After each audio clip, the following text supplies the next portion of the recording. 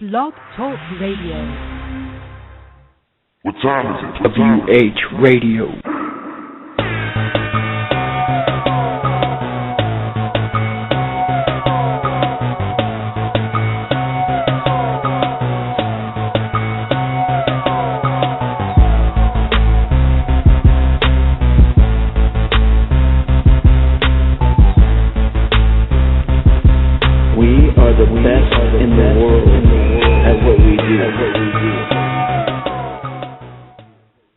Welcome back to Wrestlingheads Radio. You got Skits, and I'm live here with Oscar. What is going on, man? What's going on? This is another Wednesday, April 16th. I'm ready to do this show. Let's do this. Definitely. Today here on Wrestlingheads Radio, we have a special guest. He's from the Indies. He's an independent wrestler, and he goes by the name of Trevor Lee. What's going on, Trevor? How you doing? Hey, man, what's going on? I guess I'm a special guest tonight. You definitely are a special guest. For all those that are not familiar with Trevor Lee, he actually wrestles in CWF towards basically that's like the Mid-Atlantic area. Yeah, North Carolina. Yeah. For those that are not familiar with you, can you give our listeners a rundown?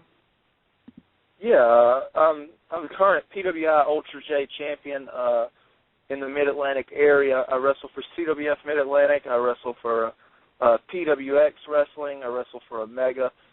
Recently wrestled for PWG.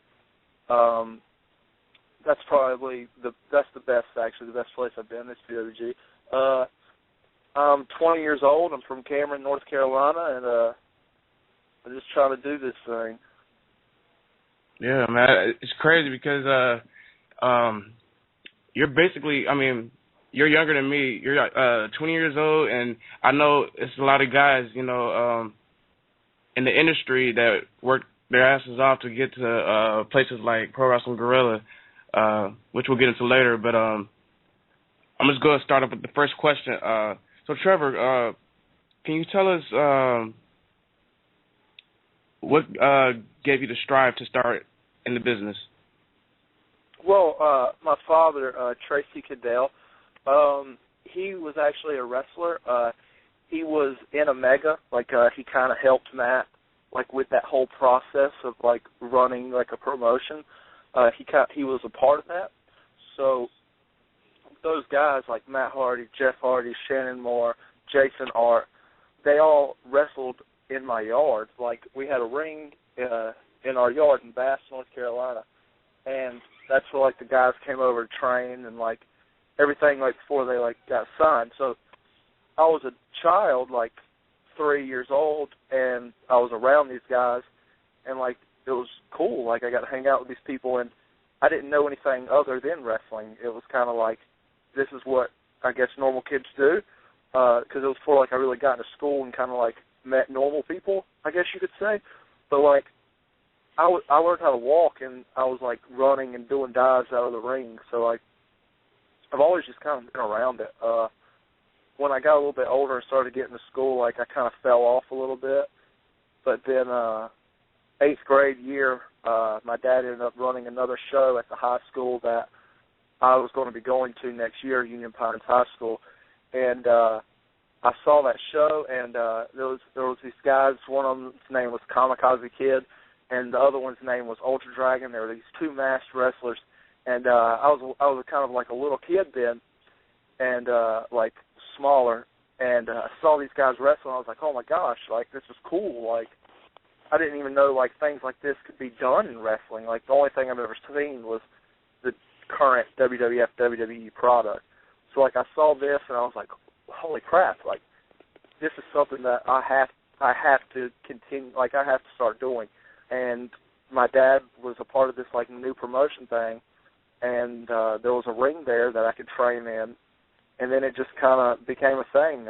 All the way through high school, I was training, and then I've just been wrestling ever since then. I started at 14. Did your dad train you? He kind of helped in the process. I got to work with guys like Matt Hardy. He helped me as well. I got to train with Shannon Moore. So, like, I'm very blessed. I'm very spoiled in the process of which how I got started. So, yeah. Yeah, definitely, man. Go ahead, Oscar.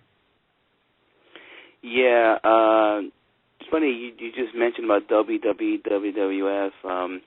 What wrestlers did you look up to during your younger times? Obviously the Hardy Boys, just because like they were from the same town that I'm from, and like I knew them. So like obviously I was so into their wrestling. All those top guys back then, Stone Cold, fucking man, Rock, yeah. That's kind of like the era I grew up in. I didn't really get to watch like the older wrestling until like I was older and I could go back and experience it and kind of enjoy it.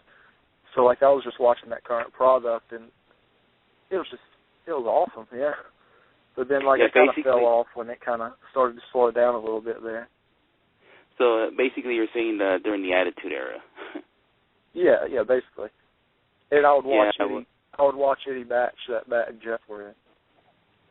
Well, there's the WWE Network out there, so if you get that, you can look up to the days of Hulk Hogan and Ultimate Warrior. You can look up all. I went back and watched a lot of older stuff since that time. But at that time when I was a child and growing up, that's like the guys I liked. Yeah, those were the good days. I remember those days too. With them in WCW, it was fun. That's good. The list would be too long if I like tried to tell you every wrestler that I like. You know what I mean? Yeah. Yeah, I get hey, there's a lot here on my list too. Yeah. Can you tell us a story on when you first stepped in the ring? Can you tell us how that experience was? The first time like I ever got in the ring, I was 14. And I was doing like a little spot where like this guy was gonna come out, and he basically called me out because I was wearing like my high school wrestling shirt. So like challenged me to a wrestling match, and then like I started to show him up a little bit, and then he kind of jumped me, and that was like my first ever thing like doing something in the ring before like I started wrestling. And it was awesome. Like there was only maybe like 40 people there, but it was awesome. It was something that you've never like really experienced. I was in front of a crowd, even though it's 40 people, and they were all paying attention to me. So I mean, it was something that was awesome. You know what I mean? Yeah, man. So basically, my next question that I have for you is, so when did you basically realize that you had the nick for the business to be a professional? When did I decide that I was going to start doing it? Is that what you mean? Basically, when did you say, like, this is what I want to do rest of my career? Ever since that show, like, I saw that show, and then, like, I went to a practice, like, shortly after that, and, like, I already knew how to, like, bump and stuff because I was doing that, like, when I was playing in the ring and stuff earlier. So, like, I already know how to, like, bump, which probably isn't a safe idea for, like, a 4-year-old to be bumping. But, you know, it happens. So, like, the first practice I went to, and I started practicing, and it was automatically, like, I was automatically in love. Like, yep, I'm never going to do anything other than this probably for the rest of my life. Yeah, definitely, man. Go ask her. Yeah, my next question I ask you is something currently happening. You surprised me and maybe a lot of people that you appeared on PWG, Mystery Vortex.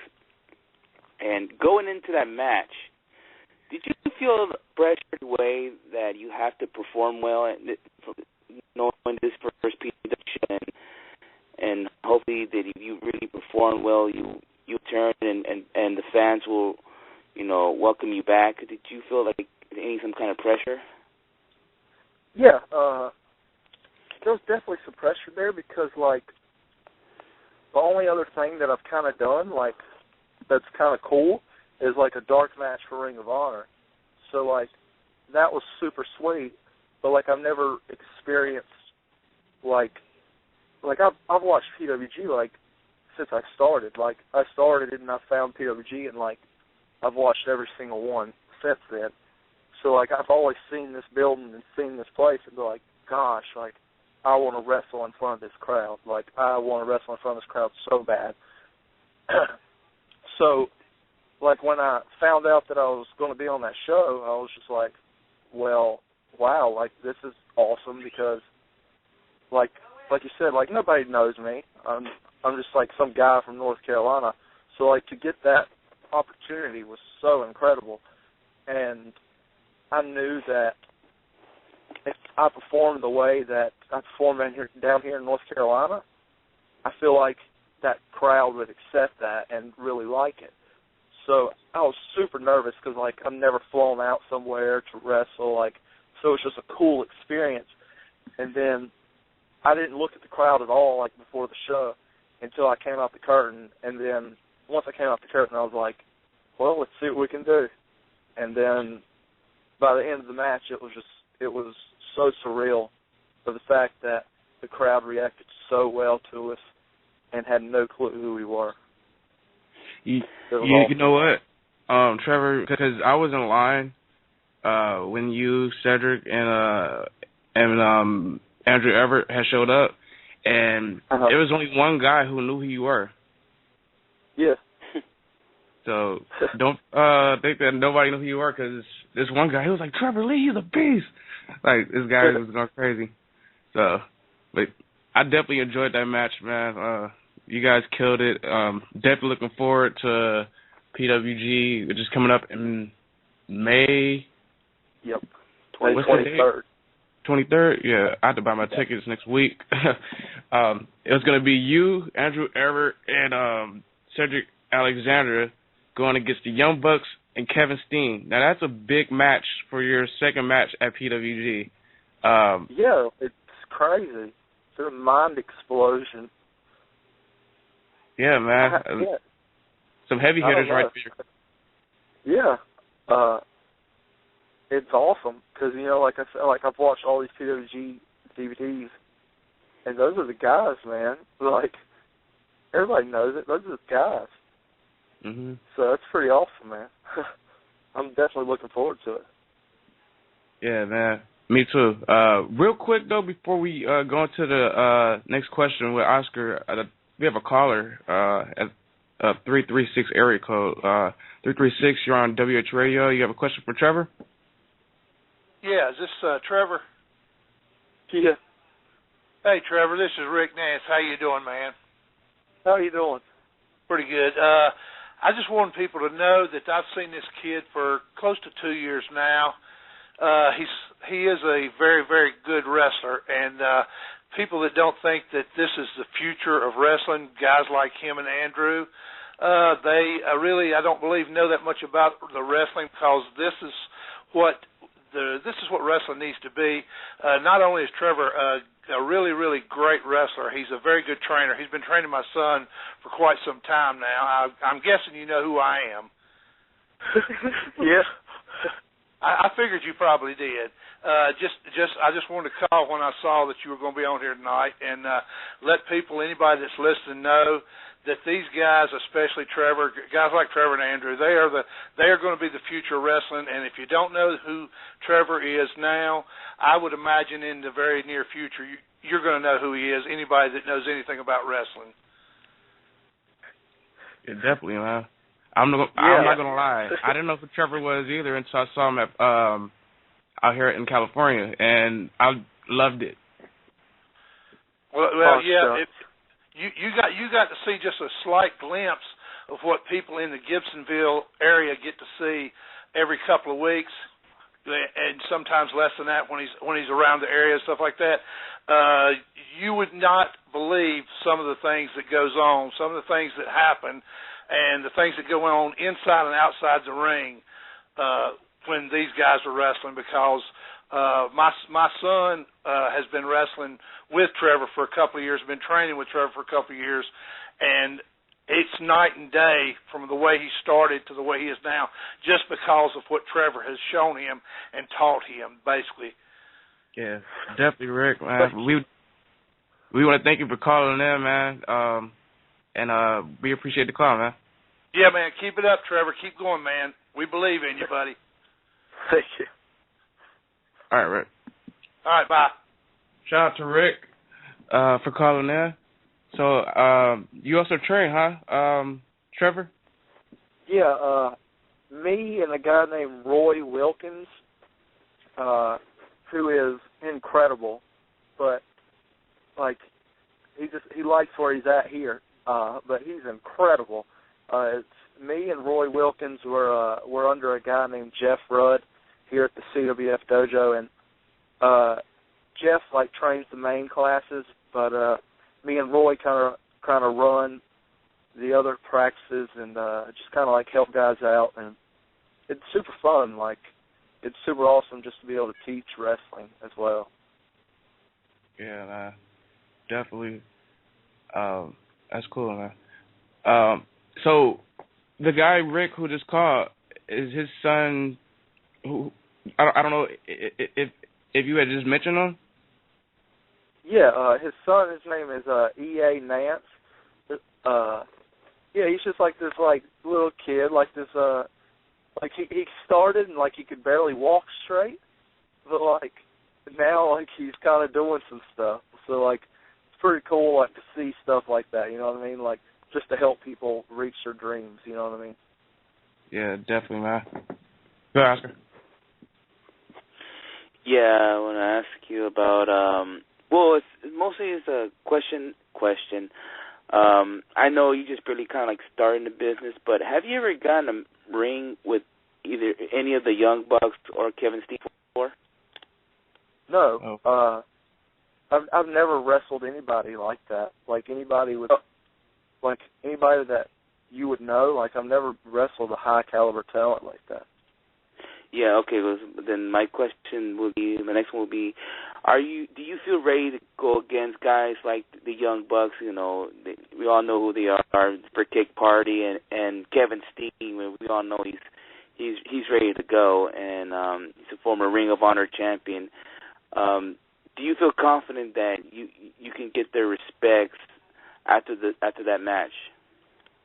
Well, actually, first I'm gonna say I was supposed to wrestle Adam Cole a year ago, but okay. Andrew Everett actually broke my jaw a couple years back at National Pro Wrestling Day, so so I didn't actually get to have that match with Adam Cole. But when it comes to wrestling the Young Bucks and Steen, what was the question was, am I confident in my abilities to perform with them? Something like that? Yeah, and then also if after the match you think you'll get their respects because you've never been in the ring with those guys, and we all know these guys are big names in the indie scene, or the Young Bucks has been in TNA, so we all know who they are. So I'm just trying to say, do you feel in the end after the match you'll get the respect from them? Well, I mean, I don't know if I'll get their respect because they don't seem like they give a lot. Except to themselves, but I definitely feel like they'll remember me. Okay. And that's all I can do. Okay. All right. Go ahead, Skits.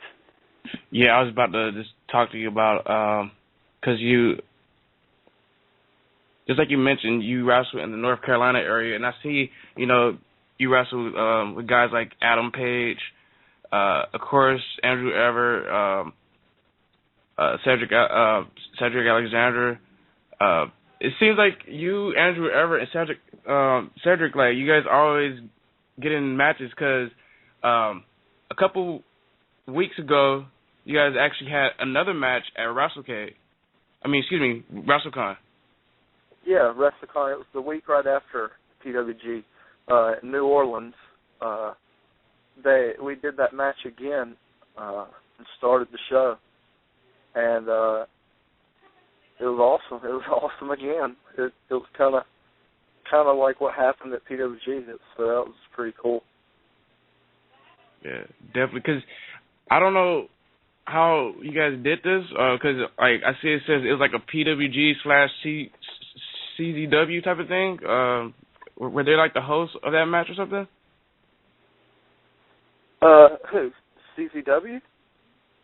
Yeah, because I don't know. From what I'm looking at, it says PWG/CZW. It's in that. I guess maybe those are the promotions that you guys were representing that night, maybe, or something. I don't know. Oh, I had no clue about that. I just know that it was the WrestleCon show. Okay. So, for sure. I guess we were representing North Carolina ultimately. Yeah. But I don't know. I guess so. Speaking of North Carolina, do you do shows at PWX? Yeah, every once in a while I do PWX. All right. Go ahead, Oscar. Yes, my next question I want to ask you is back to PWG. Earlier you were mentioning about they're going to bring a guy who nobody knows, and funny that who actually brought you to PWG? Was it Super Dragon? That's who contacted me, but I don't know how it happened. It just kind of happened, honestly. I just got contacted one day. Yeah, because I noticed that every time they bring a newbie, it's got to be someone from Ring of Honor or Dragon Gate, Evolve, whatever, or someone local around the California area. But then it's funny when you mentioned that how when you said that there's a guy no one's gonna know, and they just bring in, how the system works, how will they bring in different wrestlers in that company. So I don't know. I just had a good opportunity, and I just tried to do the best I could with it. Yeah. Okay. Real quick, I just wanted to ask. So, are you guys now on the PWG roster? They said on Twitter. I think it was the Monday after WrestleMania weekend that we were all three a part of the permanent roster. That's fucking dope. It's fucking dope. Yeah, it's pretty dope. Yeah, it's pretty dope. Definitely good. Definitely nice to see some new faces a part of the roster. Right now, I'm gonna say my dream match to see you in. I would like to see you versus somebody like ACH or maybe a AR Fox or something. That would be sweet. Yeah, I wouldn't mind having that match. But my dream match would be me versus O'Reilly, me versus Gargano, or that'd be sweet. Ciampa, Steen. I want to wrestle everybody there. I want to have a match with everybody. I'm pretty sure it's gonna happen, man. I definitely see it. What about Candice LeRae? Yeah, I'd wrestle her too. Speaking about wrestling, this weekend, CWF, April 19th, you have a match. Can you talk to us about that event? Yeah, it's CWF High Tension. I'm defending my PWI Ultra J title against a guy named Charlie Weston. He's a guy from Virginia, and he's coming down to CWF because CWF's a gym. A lot of people don't know about it, but if you watch our product, it's good stuff. It's where me and Andrew Everett are from. Guys like Eric Royal, who a lot of people need to know about too. He's just a big, burly black man, and he's a beast. Then Roy Wilkins. We have new guys like Chet Sterling, Chris Lee, Manny Garcia. If you could check out our stuff on ondemand.cwf247.com, we have some good product, I think. And I'm gonna definitely check it out. Yeah, we have some good product on there. You can start with the Ultra J Showcase. That's when I won the PWI Ultra J title against Andrew Everett in the 2 out of 3 falls match. You can go to the 2013 Battlecade. I think that's the last year's Battlecade. That's like our biggest show of the year, where I wrestle Eric Royal for the heavyweight title. There's a lot of good content on there. We have a tag team tournament show. Like we have like a hardcore show. Like if you like hardcore wrestling, there's a match with Nick Richards versus Donnie Dollars in a dog collar match. Like we try to run a good little product here in Little Gibsonville, North Carolina. So you should just check it out. But Charlie Wesson's like a newer guy coming up to CWF, and this is his second shot at the Ultra J title. He's good, but I mean, like, I'm kind of a big deal now. You know what I mean? Definitely. You definitely are. You got my attention. Go ahead. Yeah. My next question, I want to ask you that you're so young right now, 20 years old, and I believe you still have a lot to accomplish yet. But so far, what is the biggest accomplishment you have done in your career so far? Definitely the PWG match. Like, that's definitely the biggest accomplishment I've done. Hands down, I would say that. Besides, what about and I was gonna say, what about it before you had that PWG match? Let's see here. National Pro Wrestling Day was super cool. Like, it was me and Rick Converse versus Chiva Kid, who is Andrew Everett now, versus Eric Royal in a tag team match at the first National Pro Wrestling Day. And if you go back and watch that match, like, it was pretty awesome. The crowd acted very well towards us, and that's kind of where Andrew Everett got his start, was National Pro Wrestling Day, when he did that big double moonsault into everyone's hearts. And so that was probably one of the biggest ones. Yeah, I just saw the last one he did. I believe Maria was hosting it, and it was free, right? Like, just get her receipts for free. It was kind of crazy. It was a hot crowd too, so yeah. And I think I saw it on YouTube, and I think they had it live on YouTube at one point, but I didn't see it live. I just saw it like the next day. So, and it looks like a crazy-ass crowd out there. Yeah, the first one was definitely pretty cool. It was definitely cool. All right, go ahead, Skid. Yeah, Trevor, I was going to ask, besides, you already making your goal to reach PWG, is there any other promotions that you would like to work for that you haven't worked for yet? Yeah, I'd love to work for Ring of Honor more. I want to wrestle everywhere, man. Like you said, I'm 20 years old. Like, let's make it happen. Everybody else, make it happen. All bookers need to book this man right here, Trevor Lee. I would love to see you in Ring of Honor. I think you'll be a nice fit on that roster. Definitely, man. It would definitely be fun. I'd like to do something over there. But yeah, man. In time. Like I said, I'm only 20 years old. I have plenty of time. Yeah. I want to also mention, we were talking about the Omega event, which is coming in May also, right? No, April 26th. Oh, excuse me, April. Yep. April 26th. At my high school, Union Pines High School, the place where I fell in love with wrestling again, I get to wrestle, and it's going to be awesome. I'm wrestling Adam Page that night. I'm undefeated in Omega because, that's kind of my deal, man. Omega's my home, man. That's where I started. So I like to be known as the alpha of Omega.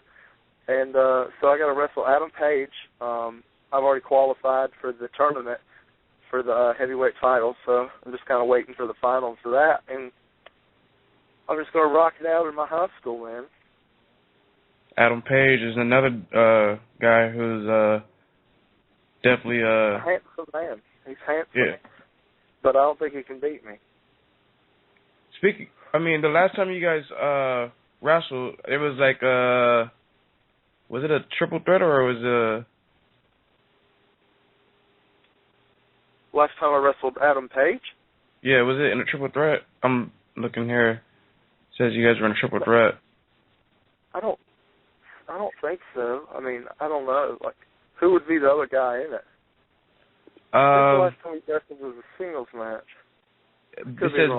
It says Ben Taylor was a part of this match. I don't know if it was a tag team match, maybe. Oh, it might have been a tag team match. Yeah. I don't think that was the last time we wrestled. I think the last time we wrestled was a singles match somewhere. I'm thinking somewhere like Southern Pines, North Carolina, or something like that. But it wouldn't be like online or anything. For sure, man. It should be a good match with the both of you. Question also, is Omega, is that like on a iPay-per-view or? No, I don't think they're doing an iPay-per-view, but they usually try to turn around their DVDs pretty quick. I think it's OmegaLives.com, or if you just go to Facebook and search Omega Lives, you can find their information there, and they just sell them in DVDs. But they usually turn it around pretty quick. Definitely, man. Also, for our listeners, if you also want to check out other wrestlers a part of that event, I believe the Hardy Boys will be going against the Briscoes. So make sure you check that out. Also check out Trevor versus Adam Page, which should be an awesome match. Do that. Yes, Cedric Alexander's on that show. Caprice Coleman. Oh, wow. Yeah. I love both of those. I don't know what broke them up. But yeah. Cedric's a boss, man. Yeah, definitely, man. Cedric is a beast. But yeah, Oscar, do you want to ask any more questions? Yeah, I want to ask about Omega. I know it's I guess it's run by Shane Helms, and I guess the Hardys owns it. How is your relationship with those three? Yes, you could say like we're close. Very close. I mean, not like I don't talk to them every day, but like I've known them my whole life. Like Matt used to come to all my birthday parties, so like that's cool. Oh, okay. Yeah, so like I mean, I've kind of known them for a while. I'm very spoiled, very very spoiled. Okay. So you're pretty cool and like so cool, like you say, maybe down the road, Jeff Hardy, like, hey, TNA, bring Trevor Lee in here. Well, I mean, I don't know like about all that, but like, they're cool with me. All right. So you guys have pretty much you say like behind the scenes, you guys do have a great relationship in a way. Yeah, I mean, they use me on their shows, so they like me a little bit, I suppose. All right. Definitely. Real quick before we let you go, Trevor, did you want to promote any more shows that you got besides the ones that you told me that you maybe have booked that you forgot to mention? Yeah, this Friday night in Greensboro, North Carolina, I'm wrestling for PWX Wrestling. I don't think they have it on iPay-per-view, but I know they have a website at pwxwrestling.com or something to that extent. Saturday night, I'm at Gibsonville for CWF Mid-Atlantic.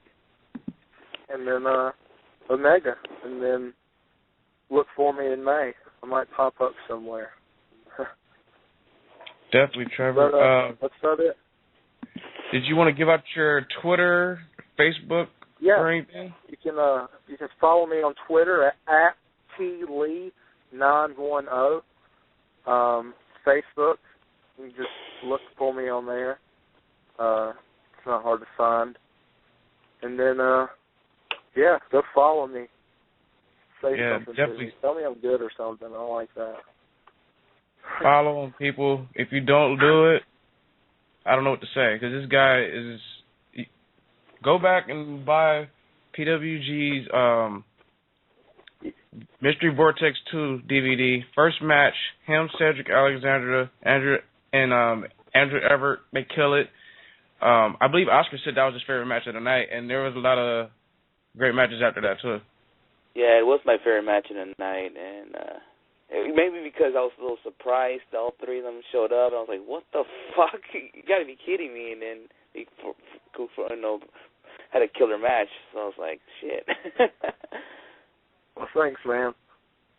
Yeah, man. We're definitely looking forward to meeting you, man. Yeah, man. All right. We'll see you soon now. All right, man. I'll talk to y'all later. All right. All right. See you May 23rd. Peace. That was Trevor Lee, up-and-coming professional wrestler. He is definitely great in the ring. Like I said, go check out PWG Mystery Vortex and all of his other stuff. Just look him up on YouTube. I'm pretty sure you can find some good shit. It seems like he has a lot of matches with involving Andrew Everett, so both dudes are both great wrestlers. Be sure to check them out. Yeah. But definitely. When I saw him in person, I was like, holy shit. PWG is going to bring not just Trevor Lee, but Andrew Everett and Cedric Alexander back. And they're regulars just now. like watching that match. Yeah, they're pretty much regulars now. So. Yeah. Just put it this way. They just proved to everybody they belong to PWG. They just showed them why that they should be in PWG. Just put it that way. Yep. And I'm looking forward to what they do, all three do against Kevin Steen and the Bucks. Pretty sure we'll talk about PWG a little later again. But we'll be right back with these messages, and we'll start shooting the shit. Where's Bruce and Chris? That's the question. We'll be right back. They're blowing each other. Howdy. This is the Intrepid Traveler, Paul London, and I've touched base on your planet. You're listening to Wrestlingheads Radio, and if you decide not to listen to them, I'll fry your brain. Four Corners Radio is the home for the best professional wrestling and independent wrestling. Discussions and coverage. Billy, Ant, Martin, and Sam bring you three of the best podcasts every week. The Four Corners Raw Roundtable, the Indy Project, and the Saturday Freestyle. Along with the podcast, FourCornersWrestling.com is designed with all wrestling fans in mind. Feature articles, videos, the weekly shows, and much more. Four Corners and Wrestlingheads are teaming up to bring you wrestling's next revolution. Are you ready? Welcome back to Wrestlingheads Radio. You got Skits and Oscar here on Shoot the Shit Wednesdays, and I'm definitely ready to shoot the shit. I mean, you know, my boy Chris and Oscar, you know, they're always talking shit. Are you ready to shoot the shit? And when I'm ready, the guys who shoot the shit for the last 2 weeks, one of them isn't even here.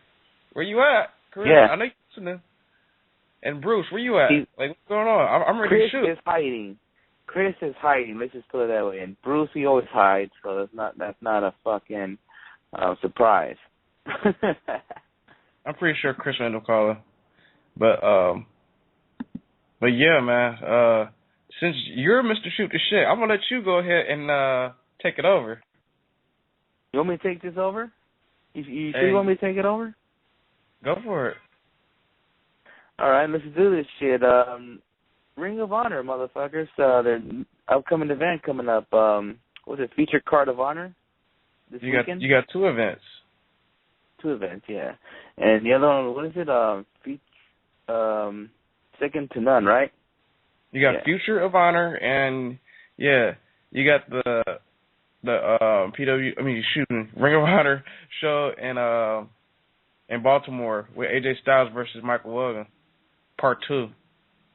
Yeah. I mean, this is a little thing, head scratch. I'm gonna go back to Feature of Honor in Newville, Pennsylvania. What the fuck? Adam Cole against Delirious. Seriously, what the fuck? Skits. I see it. I see it. Yeah, it's like, what the fuck is up with this?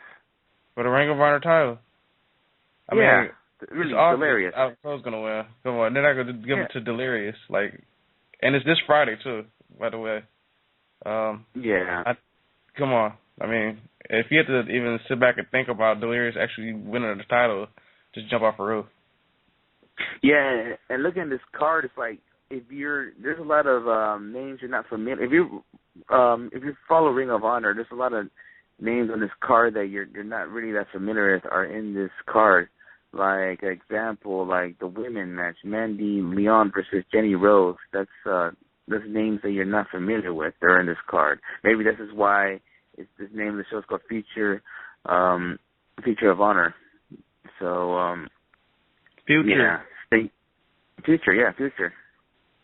And Psycho Mike versus it's Mike Batum, right? What'd you say? Psycho Mike versus Congo. Yeah, Congo. Yeah, I remember Congo. Yeah. So I mean, this is not like there's like names are not that familiar. So yeah, I mean, it's basically like you want to consider this like a fucking tryout thing for guys who are not regulars to Ring of Honor. I want to say All Eagle, is fucking Michael Elgin and fucking Ethan Page. I want to say, because I see them fucking hashtag that shit all the time. I want to say that is the tag team. Okay. If I'm wrong, kill me. Yeah, and you know how Chris is like, man, Ethan Page to Ring of Honor. What the fuck? What, you know? I mean, Ethan Page should be in Ring of Honor. You know, man, it'd be nice to bring his partner too, Monster in Ring of Honor. I mean, that tag team division is going to be way stacked because we all agree Ring of Honor's tag team division is the best tag division in any of all the fucking you can say any promotion, WWE, TNA, or anywhere. Ring of Honor has the best tag team division. Yeah, man. It's definitely good to see Ethan Page, you know, finally get a shot at Ring of Honor. I think the dude deserves it. You know, just like Chris would say, like he's been killing in AIW, and and just like when we had Ethan here on the show not too long ago, he said his goal was to be part of the Ring of Honor roster, and this is definitely his chance. Yeah. And another thing, I see Moose on the card. Is that the same Moose from Evolve and Dragon Gate? He's gonna team up with Stokely Hathaway. Is that the same Moose? I think so. It's got to be. Yeah. I mean, I don't think it would be a fucking other Moose in the fucking industry. All right, cool. Yeah, Moose against Cheeseburger and Brutal Bob. Or was it any Brutal Burgers? Yeah. Man, Cheeseburger. Check who else is on the Tim Dawson. Oh yeah, Tim Dawson. Yeah, he's in this card too. Holy shit! That's fucking huge. It looks like Ring of Honor is trying to, you know, bring us some new faces. Like I really think that's huge. Yeah, and then you got fucking WWE fucking trying out half of their freaking roster, so might as well try to bring some more talent, you know? Yeah, that's huge. But yeah, man. I'm gonna try to look into maybe checking that Ring of Honor show out. Also, let's go back to the Ring of Honor show in Baltimore on April 19th. Yeah. Which, you know, that card is looking great also. Which you got Adam Cole. Also, he's going to be going against Mark Briscoe that night. I'm not sure the title of the line. Well, I see it's Defy or Defy the Night 3, something like that. That's, I mean, it says for Adam Cole versus Mark Briscoe versus Jimmy Jacobs? Jimmy Jacobs and Matt Taven. City street fight? Huh? It says it's a city street fight. I don't know, like, this fucking shit that we're on right now, this fucking site is looking retarded. That's why I said I'm going to find the real card right now. I'm on the Ring of Honor site, and the street fight is actually Kevin Steen and Cliff Compton going against Outlaw Inc., and I think that's going to be crazy. That's going to be a crazy-ass fucking street fight, I'll tell you that. Yeah, I mean, as we already saw on one of the Ring of Honor shows, the television tapings, Kevin Steen is about to get jumped by Outlaw Inc., and of course you have Cliff Compton come save the day. Yep. That's going to be a crazy-ass street fight. We all know what Kevin Steen can do. Cliff Compton and Outlaw Inc., I think this is a type of match that Homicide loves. You know, like I've seen in early PWG when him and B-Boy were kind of like street fights in early PWG when they were teaming up. So, yeah, this is the type of match that Homicide loves. And I'm pretty sure Kevin Steen loves these kind of matches too. So it's going to be brutal, I'll tell you that. Roderick Strong versus ACH. I mean, we seen what the fuck. Fuck you. Fuck you. Hey, I like ACH. He's cool as fuck. I mean, we talk at PWG. We bash each other's basketball teams. Like, I'm a Laker fan. I know we suck this year. And him, this damn Spurs. Okay. Fuck all that. Anyways, Roderick Strong and the Decade, they basically have been bullying everybody. Guys like ACH. They're pretty much going over every fucking Ring of Honor show they're going. I mean, ACH needs to go over. I'm sorry. The reason why I say don't know ACH, about that. I'm sorry. I know you're saying why you're going to say he's a jobber, but he needs to go over. I'm going to tell you why. The reason why he needs to go over because Decade, they're looking strong right now, and they need to at least lose one match to look weak, you know? One at least. And because I believe Cedric Alexander should have won that match. So somebody young needs to go over these guys, and if you want to, I don't know. It just seems like they just like fucking ACH to get jobs all the time. I mean, I know he's good. He's not Barry Horowitz. I know, but he's not Barry Horowitz. Come on, I don't know. It's just that it doesn't matter where he goes. PWG, Ring of Honor, he's always getting jobs. So, I don't know. That's hard to say. I mean, it wouldn't surprise me at all if Roderick Strong goes over. So, I guess. Fuck that. Yeah. I mean, if you want to see Decade lose, this match right here is a good chance they'll lose this match.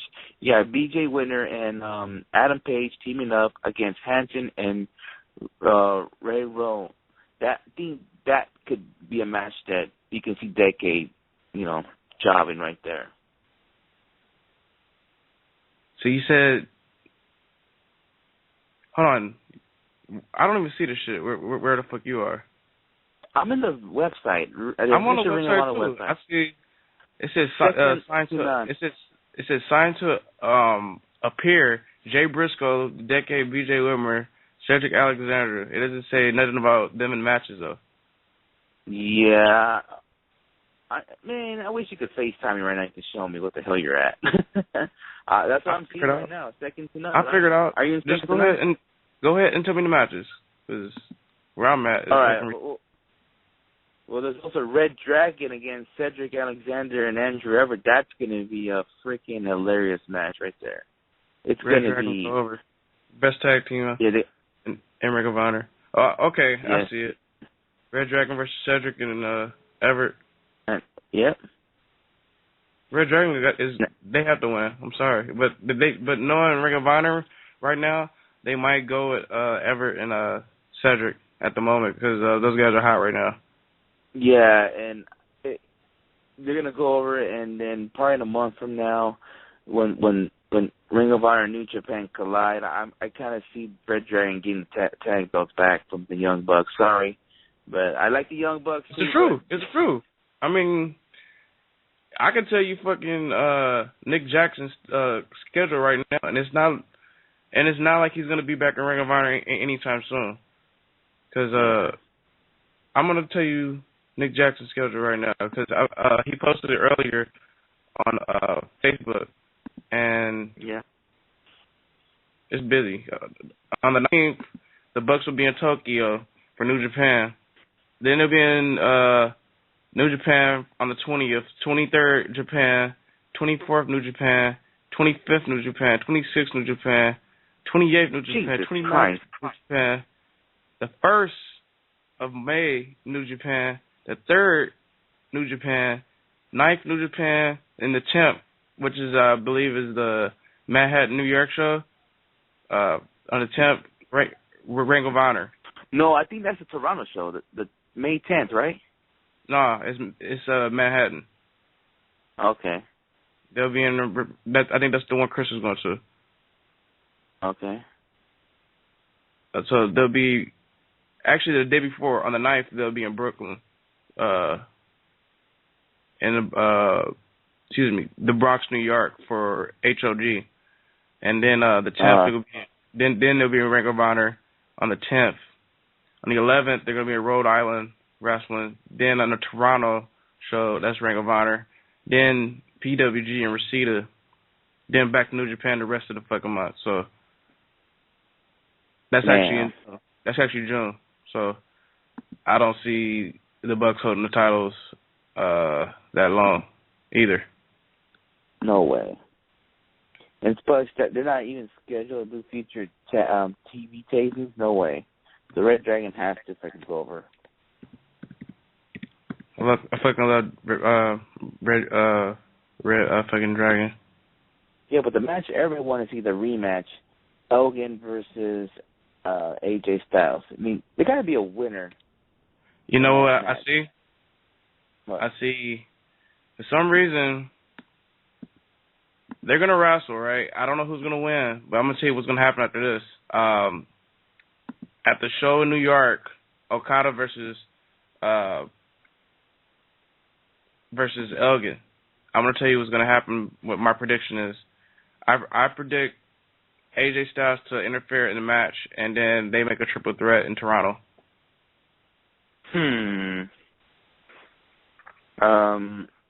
Yeah, that could probably happen. And they could bring up the whole It makes AJ a lot of sense. Being part of, you make a lot of sense, and they can bring up AJ being part of Bullet Club, because Bullet Clubs are going to be in these shows as well. And I think like Carl Anderson and them, they're going to be in these shows as well. So might as well bring up the Bullet Club. Yeah, man. So. Excuse you. Huh? Excuse you. What do you mean? Did you burp? No. I swear to God, I heard you burp. You're tripping, bro. But anyway. Also, at the second to none show, Tommaso Ciampa will be there. Silas Young, R.D. Evans, Veda fucking Fine Scott, The Romantic Touch, Tadarius Thomas. Tickets on sale right now if you're in the Baltimore area. Should be a good event. Maybe your friend's gonna be there. Hope she has a good time. Who? Shannon? Shannon. Yeah. Is she from Baltimore? Yeah. Yeah. Hope she has a good time if she goes to the show. Yeah, she definitely should be there. Also, by the way, for all the Ring of Honor fans out there, just want to let you guys know, episode 133, the Bucks versus Red Dragon is actually up right now, so if you want to go watch that, that should be a good match to watch. So. I actually saw that match. It was freaking insane. I mean, I enjoyed that match a lot. So, and you know what? I'm reading this about the two Ring of Honor and And New Japan, I was actually right. The Toronto show is on the 10th of May, and the 17th is the one in New York. That's the one with Chris is going May 17th. Yeah, definitely, man. I'm just gonna actually mention a promotion that has never been talked about here on WH Radio, and the promotion is called IWF. International Wrestling Federation. So, International Wrestling Federation is actually based out of Arizona, I believe. Yes. So, they made a big announcement today. Yes. Chris Sabin signed for their show on May 18th. Yep. So, he's already booked in the Indies already. Also, he's also booked for 2CW, which we'll get into later. So, but yeah, Chris Sabin is actually going to be a part of that show. Joey Ryan's going to be a part of that show. We got Tony Nese, a part. He'll be on the show. You got Johnny Gargano, Rich Swann, AR Fox. And Trent Beretta is going to be part of the show. Those are some fucking good names to have Those are some good names to have a part of the show. I would actually like to go to the show.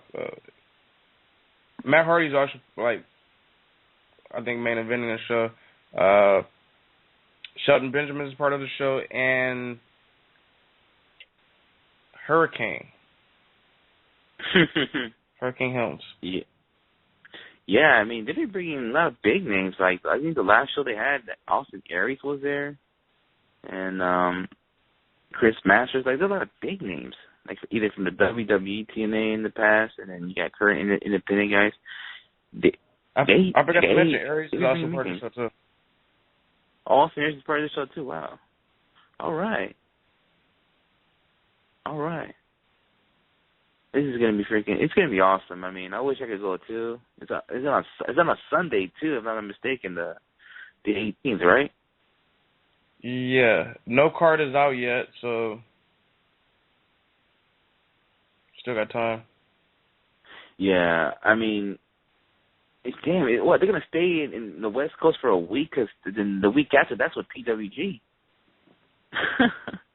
and it's LA and Arizona. I think Phoenix is like freaking 6 hours away. And what also I'm seeing this show, I think the show's called Desert Storm, if I'm not mistaken, right? The name of the show? Right. You're correct, sir. And they'll pay a tribute of the Ultimate Warrior. That's what it says right here. That is correct. Yeah. I mean, the Ultimate Warrior lately has been getting a lot of, you can say a lot of respect, not just only from the WWE, from everywhere, like TNA, Ring of Honor even posted on their website, so that's freaking insane. And this company right here, IWF, they want to do a tribute for him. That's freaking huge. The logo's sweet, though. I mean, it's got the Ultimate Warrior eyes in the background. Yeah.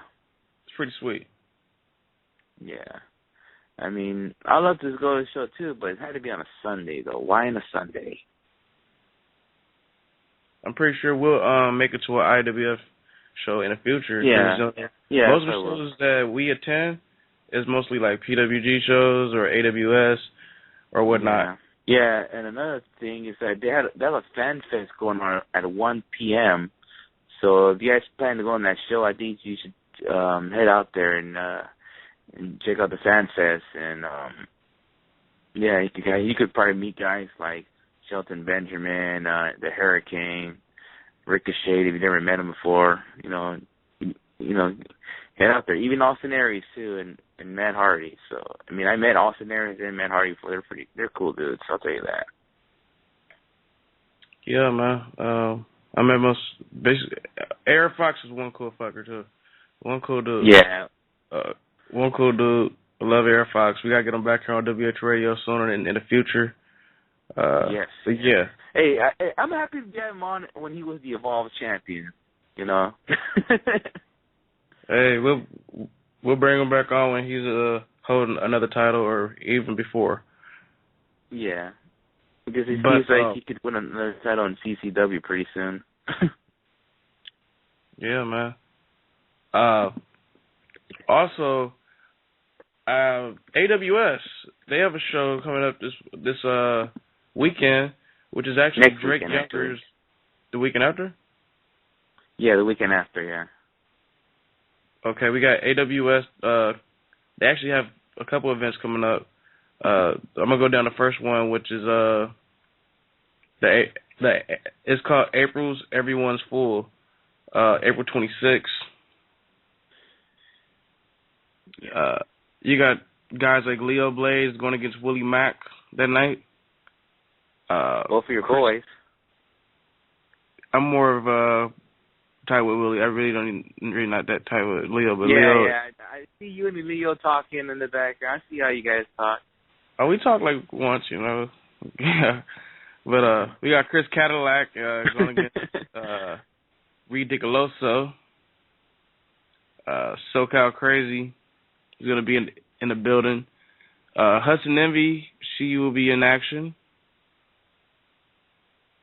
Is she putting her title online? I don't think so. I think it's just a regular match. All right. And oh shit, Joey Ryan and Peter Avalon are actually tagging up. Yes. And guess what they're going against? Which I honestly like to see. Which, before you say their names, which I would actually like to see that rematch that we saw at the last AWS show, Los Bandinos. Yes. I hope I said their name right. Yeah, Los Bandinos. Yeah, you said it like the English way. Yeah. So, Los Bandinos will be going against Joey and Peter. And it would be nice to get Joey Chaos and who did he tag up with? Supreme, his uncle Supreme. Yeah, Supreme, yeah. It would like to see him and Supreme come back and tag up. That's his uncle? What the fuck?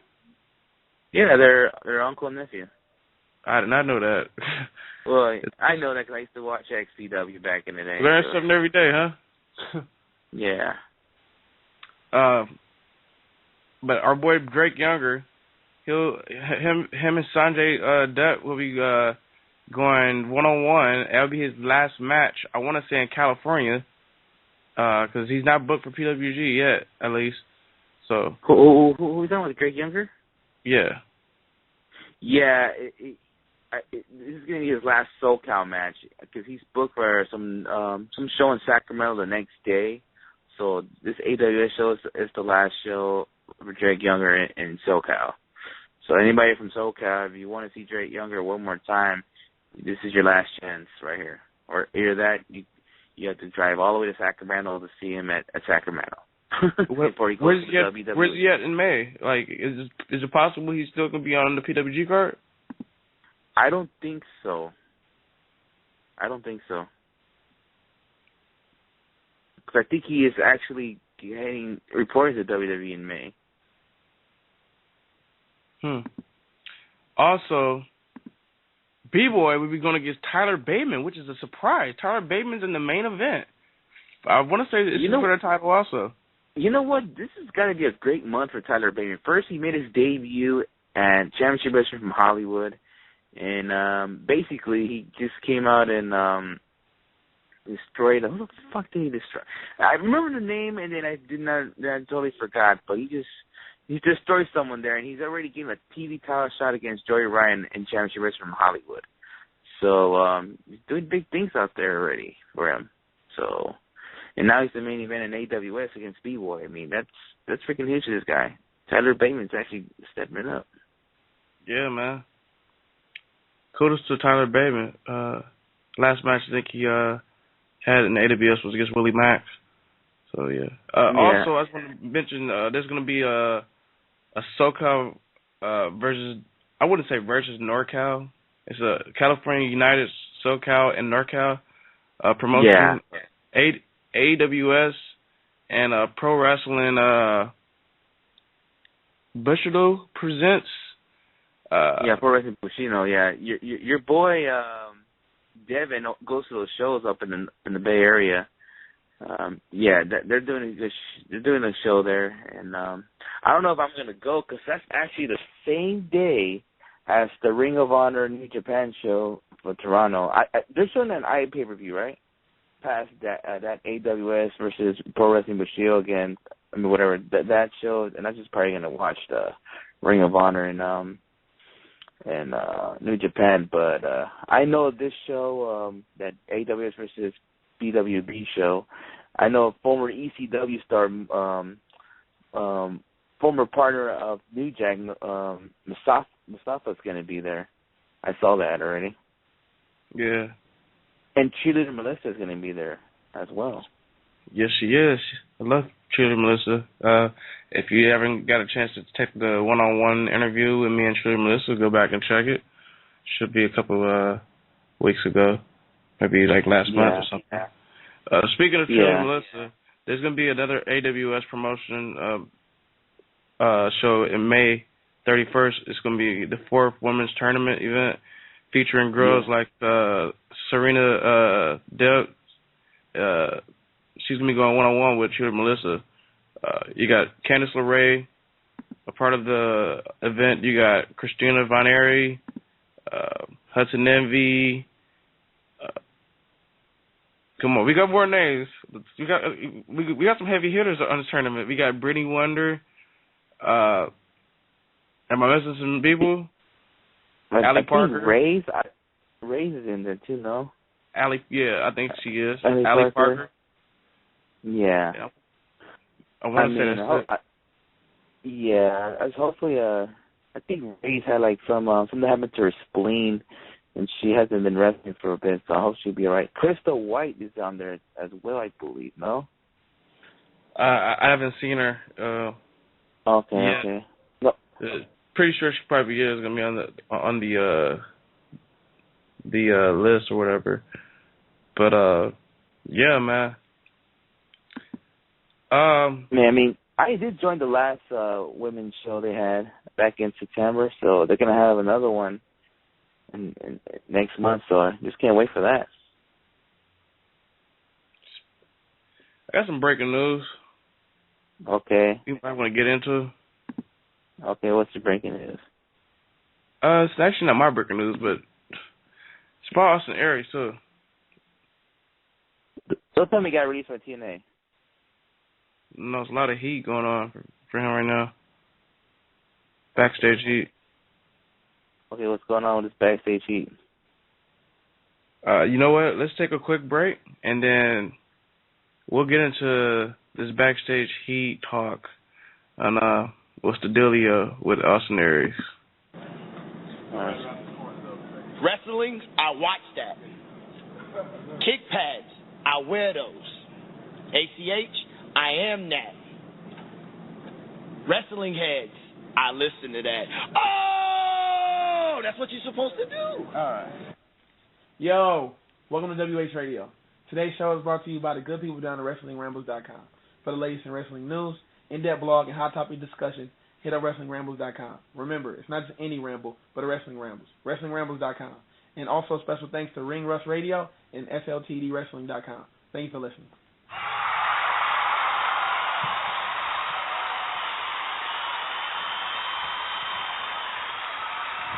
Welcome back.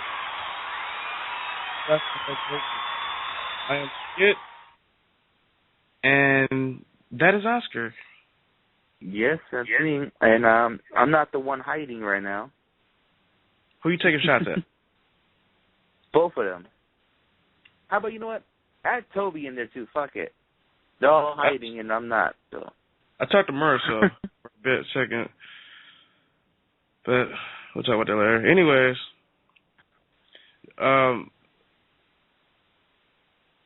this is some news that is coming from the source of eWrestling News, eWrestling.com.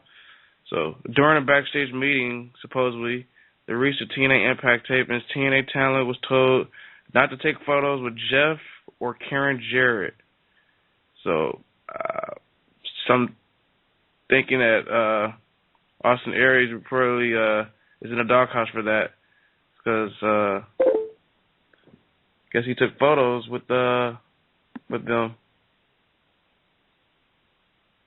Okay, why is Jeff and Karen even there? No, I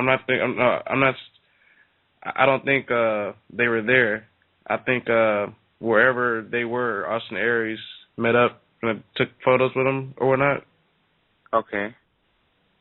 So I guess. Yeah. Yeah, because you know those freaking photos they've been posting about, like, oh, join the force, like those teasers they've been putting, like, oh, they took a photo of Carlito and Jay Lethal, and like they're teasing they're gonna sign them. You know, I guess that's what this is another situation what the Jarretts are doing, and I guess TNA doesn't like that, and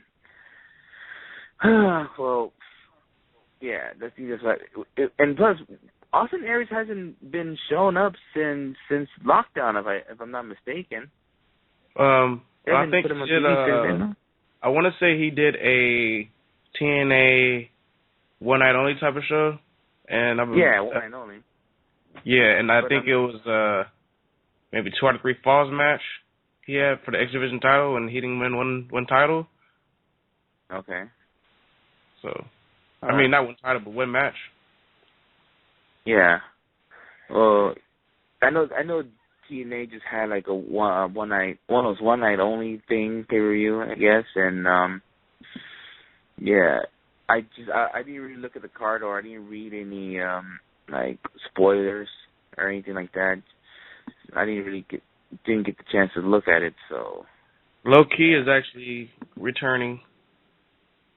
Yes, Low Key. I mean, I hope he's healthy enough to continue on doing what he's doing. I mean, I did enjoy his match with Trent at Dragon Gate, and those fucking chops got hurt. I don't know if you saw those chops. Ooh, man. I mean, I know they were chopping each other, and Trent, he looked like, I mean, the way he chopped, it seems he made him look like a little bitch compared to fucking Low-Key's chops. I was like, damn. And speaking of my Trent, he was on this one night only pay-per-view, if I'm not mistaken, right? I could double check on that. Yeah, I think Trent was on there. He goes by a different name in TNA. What's his name in TNA? Something Malachula, like an Italian name. What the fuck? I'm sorry. It shows how much of TNA I watch, people. Mama Chula, come on, TNA. His dick is better than that. I don't fucking know. You know, it's funny. I do listen to their podcast show, and they did interview him on there, and then they did bring up the Trent Beretta thing, but they call him the whatever Mama Chula shit. I mean, I'm just gonna call him Trent ? Yeah, just call him Trent, because this fucking name, it's like a fucking name for a pretty boy Italian guy name. I don't know what the fuck. I don't know why they gave him that name, though. I just don't understand that shit. Anyways, back to TNA. They just actually did some signings. Oh, yeah. 2 multi-year, actually 3 multi-year deals with James Storm and Robbie E. Okay. I'm gonna let you. All right. I'm gonna first, before I say something, your thoughts on each 3, and which one do you think is the best signing out of those 3?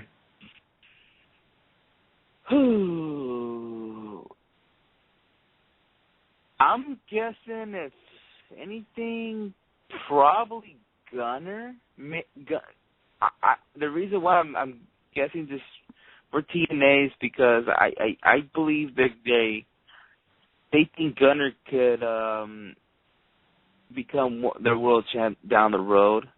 I mean, and if that's the case, and he become successful on it, that's huge for TNA. Robbie E. and James Storm.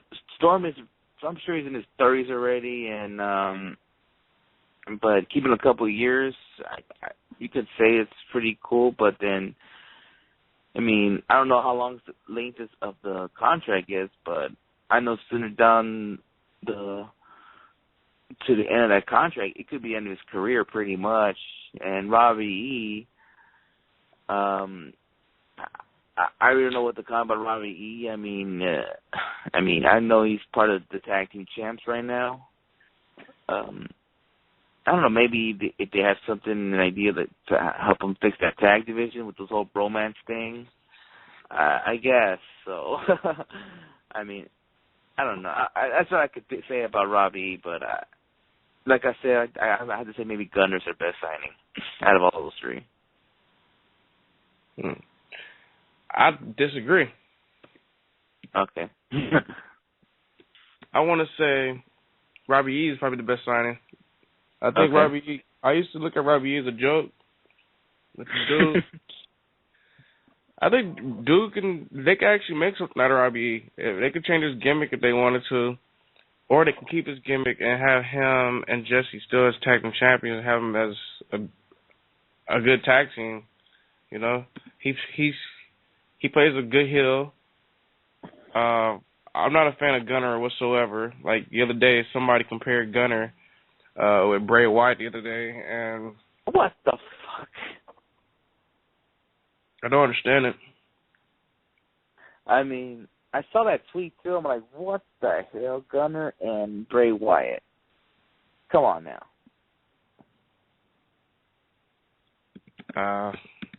You know, I mean, the guy who said that was a fucking TNA mark, so he doesn't like WWE for nothing. I'm just gonna shut up. But James Storm, I don't know if I would have given him a multi-year. I probably would have given him a 1-year deal, if anything. Gunner, not a fan of his. I don't know. Gunner, I mean, so far Gunner's been having good matches with James Storm, but besides that, I don't know about that. I mean, yeah, they had one good match, and you know, I'm supposed to jump on the Gunner wagon? No. When is TNA going to have a bigger multi-year signing? Why are they not signing guys like Chris Sabin? Why are they not signing guys like Bad Influence? Why are they not giving them extension? I know their contract's not up yet. You know, why are you not giving guys who really deserve the money? You know. Well, it's either two ways. One, they're being cheap, or two, they're just changing the company around. They're getting rid of guys in the past, like who've been there for a while, like AJ Styles, Chris Sabin, Kazarian, and Daniels. Those guys were in TNA during the time when they were starting off in Nashville. My question is, who's going to take their places? I mean, I know we got Kenny King coming up, but is Kenny really going to play a main event role? I mean, they need a main eventer. Like, you got Eric Young as your TNA champ. I mean, Samoa Joe, his contract's coming up to an end. Kurt Angle coming up to an end. Like, all you really have left who could be your main eventer is Bobby Roode, who could be your champ. Yeah. If I'm TNA, Bobby Roode is my champ right now, or either Magnus. Bully Ray is old. I don't think he can hold the title no more. It's too late. You see, guys like Bully Ray, Kurt Angle, I could see them in a year from now leaving TNA, or maybe even the Jeff Hardy. Ken Anderson. Anderson, yeah. But I mean, those three guys could go to the WWE and sign a legend contract. I mean, back to the WWE. Do they have to actually go to WWE and get a Legends contract? Not everybody, because all those dudes don't really need Legends contracts. Ken Anderson doesn't deserve shit. No, I'm not talking about Anderson. There's no way he's coming back to WWE. No way. I was talking about guys like Bully Ray, Jeff Hardy, and Kurt Angle. I could see those three getting Legends contracts. I don't think Jeff Hardy even is fucking in good terms with the WWE. But real quick, 760-454-1107. Call up, talk some wrestling with us, chop it up. I'm Skitz. That's Oscar. Yeah. Call us to agree or disagree, whatever we're talking about, either WWE, TNA, or Indy. Just you can call in. Don't be shy. Tom, you can call in. I know you're listening, Tom. I want to actually play this promo. 2CW actually coming up soon. Mayday. 2CW. It's actually going to be on the date April 18th. Actually, the tickets will not sell. Hold on, excuse me. Actually, the fucking event is on the 18th, but they have Mayday coming up too. So, but here's the promo for this weekend's match with AJ Styles and Johnny Gargano.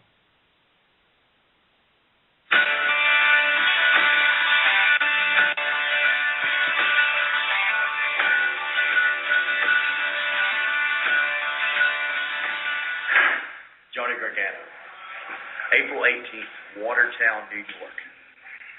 Well, looks like another dream match for a lot of fans. Can't say that I know a lot about your style, a lot about you, but I can tell you this. It's got to be a phenomenal match.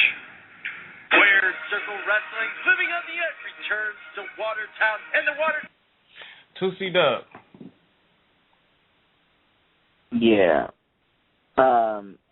This is like the first pay-per-view showing. This kind of has been around for a while, and they're barely going to do an pay-per-view. If I'm not mistaken, they've been around for a while. They've done pay-per-views before. Huh? They've done pay-per-views before. But I thought it said this is the first time they're doing it. No, they've done pay-per-views before. I've actually ordered one, or not ordered one, but actually watched one. So. Oh. I say no video on demand thing, not no pay-per-view. You know, video on demand pay-per-view. What'd you say? No, I'm saying there's a difference between video on demand and pay-per-view. So I've seen pay-per-view before. Like I was watching it and I saw Sam in the front row, and I actually tweeted him, and he tweeted me right back. They've done pay-per-views. Okay. This is nothing new with 2C-Dub. But we will get into that in a minute. Why? Shit, I'm over here getting people's names all mixed up and shit. We will get into the Renee Young talk, Tom, in a second. That's definitely good. But, real quick, 2CW. I just want to go down a couple matches. I just want to go down the cards and a couple matches that's going to be there. Of course, you got AJ Styles going against Johnny Gargano, which should be a phenomenal match, just like AJ Styles said, because AJ Styles, him and fucking Elgin, if you haven't seen part one, you need to go check that out. Hell of a match. You got guys like Kevin Steen and Alex Shelley would be going one-on-one. That should be hell of a match. You have guys like AR Fox on the card, tagging up with Rich Swann. Shit. Matt Hardy is on the card, if you like Matt Hardy, for them Hardy lovers. And it's a must get, because all I like to say is 2C-Dub, they actually put on good fucking shows. I think one of the last shows that they had, pay-per-view, AR Fox versus Michael Elgin was on that card. I want to say. I know they've had guys like Jomo. You know what I'm talking about, right? Yeah. But Morrison. Back to AR Fox for a sec. That match with him and Rick Swann against two legends, Tajiri and Mikey Riprack, that's gonna be freaking insane. Like the past against the future. It's gonna be Tajiri, man. Fucking boss. Yes, I like Mikey Ripwreck. I mean, I did like Mikey Ripwreck in ECW, and in his little short reign in WCW. I mean, I don't know how he is now, but back then he can go. I'll tell you that. And I know Chris is a big fan of Mikey Ripwreck, and yeah, he could go, and he was a great character. How it all started was being a little wimp, and then he finally won like titles and stuff. It was freaking crazy. It was one of the best things Paul Heyman did in his career. Yep. Definitely, though. We're actually about to get into this Renee Young talk in a few seconds. But real quick, I just want to take one more break. And, yeah, we're right back. This is Kyle O'Reilly, and you are listening to Wrestlingheads Radio. Since January of 2013, the Indy Power Rankings have been ranking the very best independent wrestlers on a weekly basis with voters all across the U.S. and Canada. They do the part to support indie wrestling.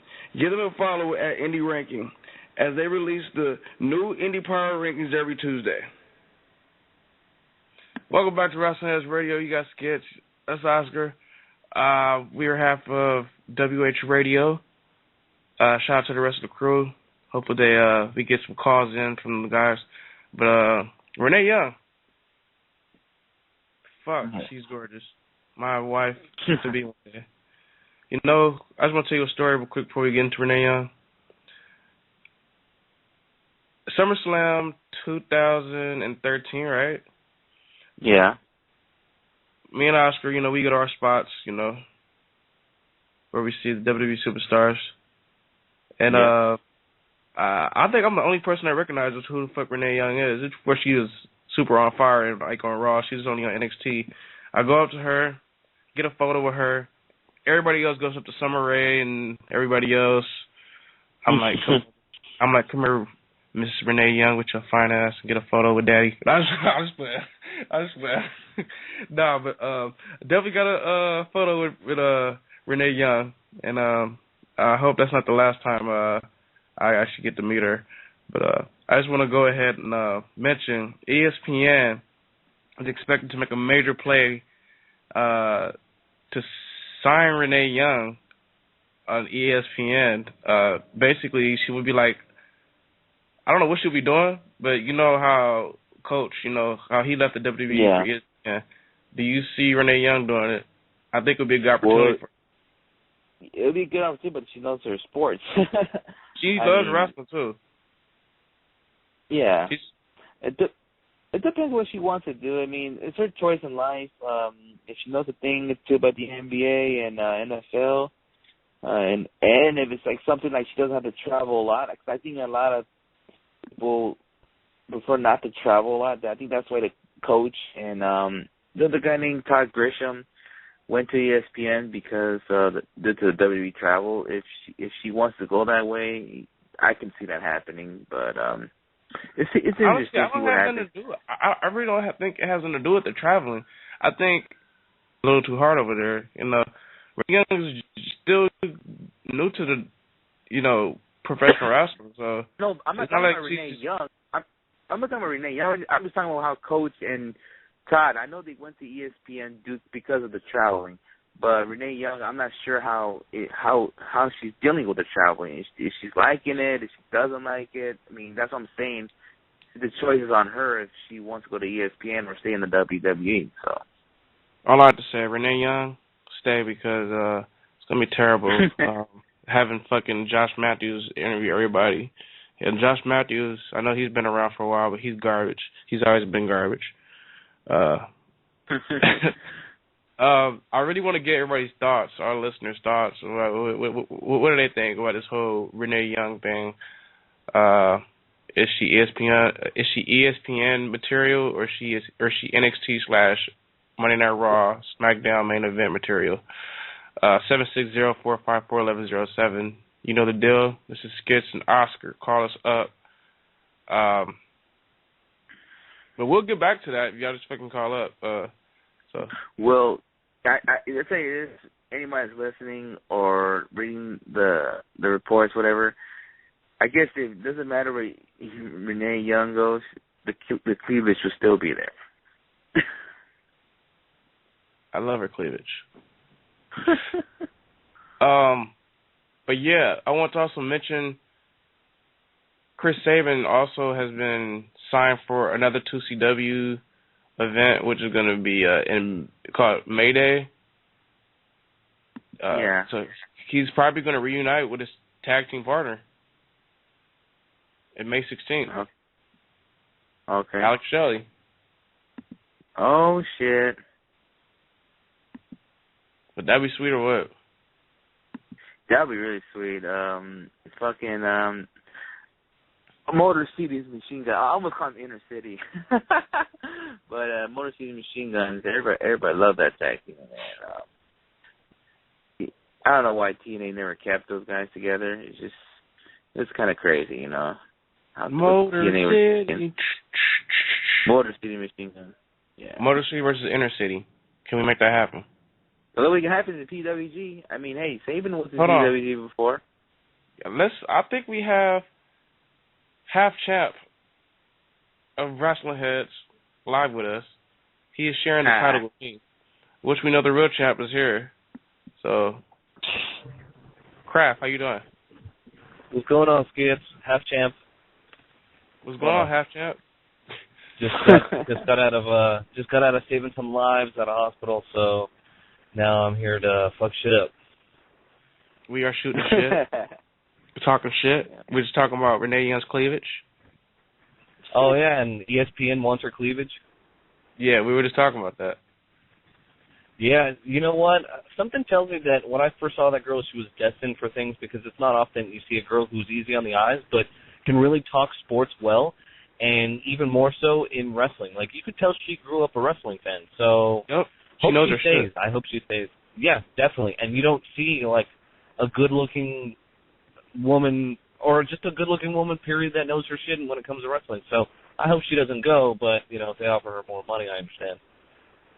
Yeah, me and Oscar were just talking. Is she gonna pull off one of the coaches' moves, or Todd Grissom? You know how they work for ESPN now. I think Coach is on his way back home to the WWE. So, which means he probably didn't like the contract that they were going to offer him to re-sign, or they didn't offer him one at all. The WWE, they're actually offering him his own show, his own talk show on the network. Oh, even better. So then he probably got creative control plus a little more money, or the same amount of money with ESPN, but with creative control, so that makes sense. No, actually, he's doing double duty. I think he's going to do ESPN also? I love it. ESPN, but I love it how we all correct each other. Yeah, WWE's being part-time. Still, that's good. That's going to make WWE look more legitimate by having the ESPN commentator on their network. You know what? This just came on my mind. Do you guys think that maybe ESPN trying to get Renee Young due to the fact that they lost, what's her name, Erin Andrews to Fox? By the way, Erin Andrews is dating Jared Stowe from the Kings. I see her all the time. Yeah. At work. Yeah. Lucky you. But I'm just saying. Hold on. Speaking about Erin, you said Erin Andrews lost her job? Why? No. She was with ESPN, Fox, and then she went to Fox. Signed her away. Yeah. Okay. It would make sense that they have that void they have to fill. They probably do it for, like, demographics where, oh, hey, this blonde was attracting certain viewers and she knew her shit, so now we have to find another blonde who's attractive and knows her shit. Yeah. Basically that. Just only hoping Renee doesn't get caught getting butt naked next door. Damn. It's funny because I actually see this chick all the time, like, in person at the hockey games, and I will be seeing her at the playoffs. And I really don't look at her that way, like, you know what I mean? But people do try to get photos of her and shit. But as long as we don't have Renee Young getting yelled at by fucking football players, if she signs. Yeah. No, but yeah, man. I was just actually mentioning I know you just tuned in, but Chris Sabin is no longer a TNA, and he is already signed with 2 indie shows. He's going to be part of IWF in Arizona in May, and he is also signed a 2CW deal with them in May. So Chris Sabin is actually back in the indie scene. Who would you guys like to see wrestle? Out of anybody in the industry right now, in the indies, who would you like to see Chris Sabin wrestle? I'd like to see a PWG match with him and ACH. Oh. Yeah. I like to see Chris Sabin and Ricochet. Yeah, that would be sick too. That would probably be my number 2. I'm for some reason I think with ACH is going to be more of a, well, I guess they're both going to be spot fest. I don't know why. I just want to see ACH more than Ricochet versus him, but that would also be a killer fucking dream match on the indie. Are we going to be seeing you in May or no? May 26th. May 26th is the PWG show, right? Yeah. Yeah, I'm good. I just gotta get tickets. It's tomorrow, isn't it? No, next Thursday. week. Next week. Yeah. Yeah. You know what? I'm probably not gonna have the time to get it at 8:00. So why don't I just give you guys the cash and you guys try to get front row for me? That's what I'm telling Oscar to do because I work. But we'll talk about that later on, Boxer. It's funny that you were talking about Chris Sabin because I understand why, I understand why, of all people, why TNA would want to let Sabin go as opposed to, AJ. AJ is a money issue. Obviously, everyone knows that. But AJ is healthier than Sabin. Sabin has had both major, 2 major knee surgeries, and I kind of feel like Sabin is going to have, Mysterio-itis, where it's he won't be able to pull the same strenuous schedule as, like a Mysterio does because he blew out both his knees. Triple H was never the same after the second quad, and it was just, associated to his frame. I kind of feel like the same may have happened to TNA's thought or mentality of him, and that's why they didn't want to sign him up for the same amount of money. So it doesn't surprise me that they let him go. And I think they just gave him the title to say, what they offered him money, but Sabin wasn't taking the cash. What they offered him, they gave him the same contract deal that they offered AJ. Some bullshit. Right, and he didn't grab at it. AJ thought he was worth more. Sabin probably thought the same thing. But in the case of TNA, I understand why they didn't offer Sabin as much. Well, he's more injury prone, and as awesome as he is, there's always that possibility that, he may get back on the shelf again. So I can understand why they lowballed him. As for AJ, there's no reason why you'd lowball the star of your company unless you just don't want him in your company or you're really suffering that much in finances. For Sabin, that was understandable. And I think it's better that he goes on the indie scene so that way he can actually, long-term wise, heal up his knees in the process. Definitely, man. What else we got here? We didn't even talk about the whole Global Force deal, Oscar. Oh, yeah. Basically, maybe you know more about it than I do. Guess the partnership with somebody from a TV show and from NBC, right? Yep. It's like a production company. Yeah, a production company. So, and it's from based out of LA, right? And here in LA? Yeah. Yeah. That's basically what it is. And then, like I said last week, slowly they're going to give out little announcements in and there, and then probably in a couple months to announce, okay, when the exact date is going to start, where's the location. We'll get more ideas about this Global Force promotion. If it's going to be another TNA, like a West Coast version of TNA, which is do shows only in LA or whatever, and then it's probably tour around. Will they actually tour? We'll get more information down the road. But like I said, this is another situation that I said last week. They're gonna give a little deep of announcement about Global Force. I could so totally see it being a West Coast thing because the production company is located on the West Coast. I don't know. Me, myself, if it's called Global Force, I think they're going to go around the globe, doing some global shit, not just stay in one area like TNA, because if they're going to stay in one area in TNA, I don't see them making it far. Yep. True. Yeah, and another thing, how I think Jerry kind of says how he visioned this is like bringing talent around the world. I don't know if it's meant by like get a lot of whoever's like a free agent, bring anybody from Japan or America, all collide against each other. They all go against each other. Right? Like example, if Okada's gonna be a free agent and New Japan cannot able to sign him for some reason, shit. he'll go after Okada. I wonder what Chris would say to you if you said some shit like that if he was on the show. Yeah, I'm just giving an example. I'm not saying it's gonna happen, but I'm just giving an example. You know what I'm saying? You bring the Okada. This is a way they can bring Okada to the United States. And then you bring in a guy like maybe who's a free agent right now in the independent scene. I don't know, Chris. I don't want to say Chris Sabin. Chris Hero? Samoa Joe coming up. Chris Hero? We want to see Okada versus Hero, or Trent. Okada versus Samoa Joe. There's a lot of free agents. Tony, all these guys are free agents. They're not signed to like one promotion, Another thing I also read what Jerry said, that he's not really looking for talent from California, mostly from East Coast, independent scene like Kentucky, New York, New Jersey, Illinois.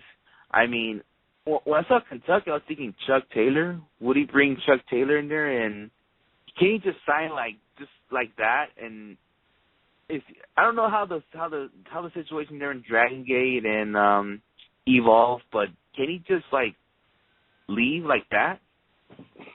I don't know, man. We would definitely have to see what happens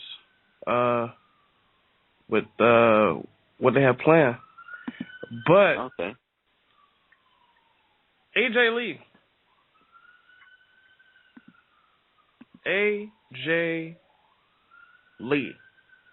the gorgeous AJ Lee. So, for all those that did not know, I didn't get to watch main event, but I for sure read the results. There was a battle royal with the Divas, and Tamina Snuka came up with the W to be the number one contender to face Paige at Extreme Rules for the Divas title. ? What about AJ? Is what everybody's asking. What about AJ? AJ is taking time off with the WWE. So, by the looks of it, she's going to go hang out with her boyfriend, or what are we going to call it, boyfriend, fiance, and she's taking some time off. What's your thoughts on this, Oscar? That's probably what it is. Probably asking for time off just to spend time with CM Punk more. Y'all know CM Punk is no longer part of WWE, and probably been tough for their relationship. How have AJ still going around, traveling around, and probably CM Punk just sitting his ass at home. Speaking of Punk, real quick before I turn it over to Bruce, Punk, they're still selling his merchandise, so everybody is aware of that, and he's still getting royalties. Yeah. And also, he is basically second.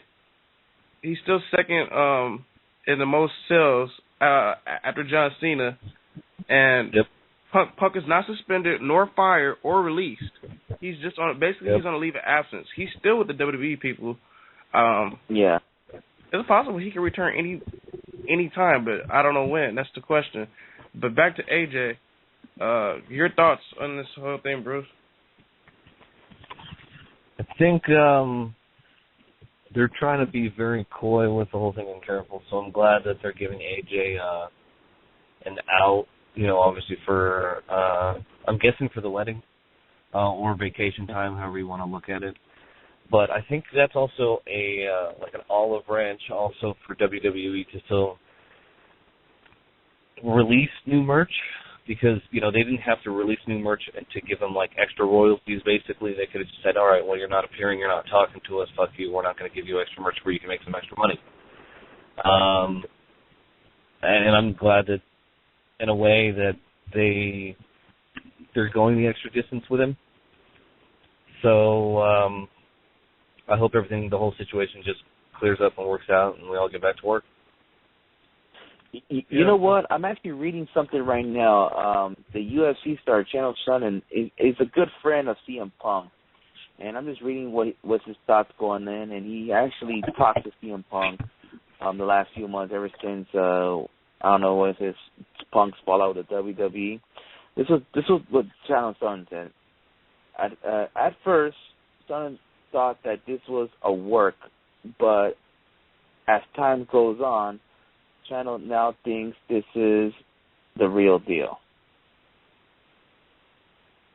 That's what he comments. So basically he's saying he thought the whole thing was a work until now, months going down, now he feels like, okay, yeah, he's done. He may not be done. We'll see what happens, though. But for those NXT fans out there, I just want to let everybody know Enzo is close to returning. Yes. You know what?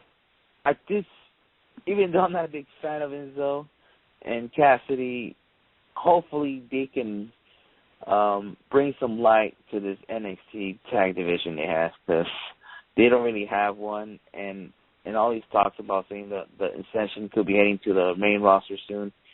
They got to bring on some tag teams here, so they got to do something here.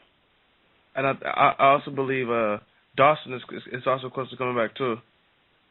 Yes, but see what happens. I'm hoping that guy, the manager guy, what's his name, Sylvester Lafrette, whatever. I hope they make him have two guys compare with him, and he has his own tag team. You know, that would be freaking sweet. They got to bring in some kind of new tag division in the NXT. Yeah, man. Def. All I want to say, I don't know if he's listening to the show or not, but Joe from PWG, the Giants fan, don't be hitting me up on my damn timeline about the fucking Giants. Fuck the Giants. I remember that bet. I still remember that bet. Well, the bet was that the Dodgers would win the West, and it's still fucking early. Don't fucking talk shit to me in this fucking April. Yeah, it's the first month. So I'm not sweating on it. But back to wrestling talk. Okay, I know probably some people might want to know why the hell we haven't talked about this, but Sting actually appeared on WWE program yesterday. Sting finally did it. I mean, even though it was like 5 seconds, this thing fucking broke out yesterday all over the fucking internet. I know Skids doesn't want to talk about it, but Bruce, no, go for it. Your thoughts on that? Because I'm ready to fucking say this, okay? I'm going to tell you like this. This is to everybody that actually wants to see him versus Taker, because I know that's what everybody thinks is going to happen. It's good to see Sting, actually, be on the WWE TV without, on a basically on-demand type of thing. But I'm telling you guys right now, Sting, Undertaker, both are past their prime. And this dream match is probably one of those dream matches that's not going to happen. We all remember dream matches like Shawn Michaels versus The Rock that never happened. We also remember dream matches like Hulk Hogan versus Stone Cold that never happened. Or a Stone Cold versus John Cena match. These type of dream matches. A Goldberg versus Stone Cold, I don't think that happened. Some of these dream matches didn't get to happen. So this is one of those dream matches that won't happen, in my opinion. A lot of people might disagree, but these guys are too old, and I don't think they're both in shape to wrestle. I think it's just time for Sting to just sign that Legends deal, and I don't know. Sign that Legends deal with WWE and just call it a fucking day and just get your money. Yeah, I agree with you there, Skids. I don't think it's going to happen. And plus, I actually watched WrestleMania again, and looking at The Undertaker again, wrestling that match with Brock Lesnar, he looks like shit. And by looking at that match, I have to say, Taker should stop. Seriously, Taker should stop. And he's been not healthy the last couple of years. I don't know if he's not taking any yoga classes, whatever, to heal his body. That's what he needs to do, but he's already almost in his 50s, and basically what I'm trying to say is he needs to bust the Shawn Michaels thing when Shawn Michaels was gone for 5 years and he could get back to shape. Nah, Taker is almost 50, so it's time for the dead man to stop. I mean, seriously. I mean, Taker, you look like shit in WrestleMania, and if you want to end it that way, that's a good way. To have Brock Lesnar beat you in WrestleMania and end the streak, and that's going to end your career. Good. That's good. Just end it right there. Get yourself in the Hall of Fame next year, and hopefully you get a appear once in a blue moon, and that's it, you know. And as for Sting, I mean, I'm happy to see him in somehow, somewhere in WWE. I'm not interested to see him in the ring at all. I don't want to see him against Daniel Bryan or none of that. So, I mean, I don't even want to see him be a part of an authority figure in the WWE. And I'd just like to see him maybe do something on the network. I'd like to see him debut on Raw in the summertime, because I know the I wouldn't mind debuting. having Sting fucking do some fucking GM shit, or I wouldn't mind that. Fuck it. I mean, he's probably better than fucking Hogan. The reason why the reason why I say I don't want to see it is because we just saw that in TNA. I don't know if I want to see that in WWE, but as for Sting, I like to see him debut in the summertime. Vicky's about to leave. I'm just saying, Vicky's about to leave, so that SmackDown GM role will be open. I'm just saying. I mean, it's possible. All right, well, I'm going to say this. Sting should debut in the summertime, promote that Monday Night War show that's going to debut in the summertime. Yeah. And I would like to hear Sting, and I like to hear Sting's stories back then when he was in WCW during the Monday Night Wars. I'm interested to see what he had to say in these little interviews they're going to put on in the network. So that's all I got to say about the man that's called Sting. Yes. We are close to 6 minutes left here on Wrestling Heads. Mr. Kraft. Yeah. All right, so there's a lot of buzz. People have been clamoring for Sting to finally join. Sting said there's only one person he wants to fight, so I'm guessing the part of the reason why they signed him in the first place is because he wanted Taker. I mean, he said that in interviews. Taker's on the fence right now because he's probably not happy with his own performance because, let's face it, Brock carried the match. So quality-wise, I think that's up to Mark Calloway to decide whether he wants to continue and have maybe a subpar match. What's up? No, I'm laughing because you called him Mark Calloway. Go ahead. All right. Or Mean Mark, Callis, whatever you want to call him. But just if, like, does Taker want to take the chance of tarnishing or ruining that legacy?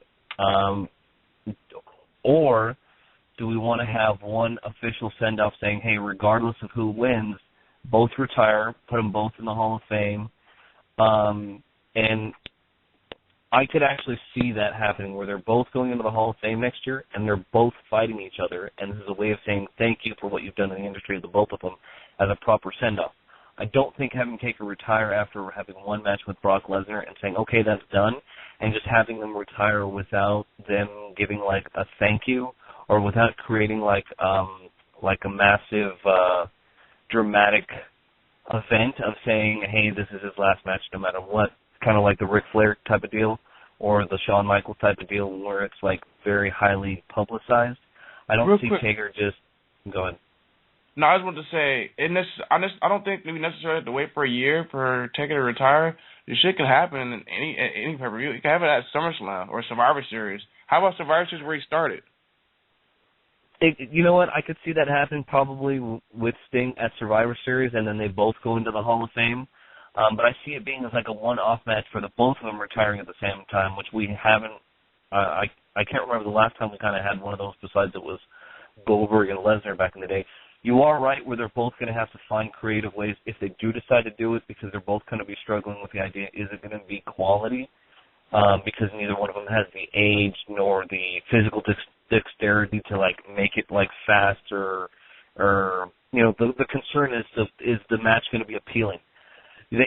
I agree with Chris to a point where there was something he mentioned regarding the characters of it, that they could promote the shit out of it just based on the characters alone. So I'm going to ask Oscar this.